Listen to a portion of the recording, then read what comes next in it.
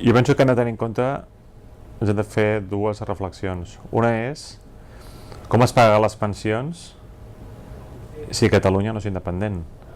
És que donem per fet que si Catalunya és independent pot tenir problemes, però escolta, si continuem sent part d'Espanya, tenint en compte tal com està la Seguretat Social espanyola, tal com tenint en compte que el fons de reserva de la Seguretat Social, el fons de reserva de les pensions, està invertit en deute públic espanyol,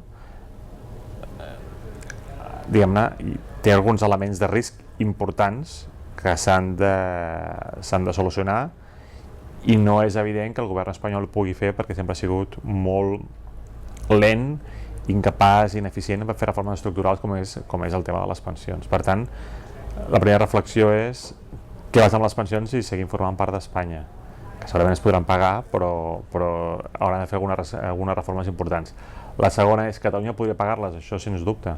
Catalunya és contribuïdora neta al Fons de Seguretat Social. Tal com funcionen les pensions és que les pensions actuals no es paga amb el que tu has cotitzat tota la teva vida, es paga amb els treballadors actuals que estan pagant la Seguretat Social. Catalunya és la part de l'Estat que més contribueix a la Seguretat Social, o de les que més contribueix. Per tant, no hi hauria cap problema. De fet, Catalunya subsidia altres parts de l'Estat, les pensionistes d'altra part de l'Estat.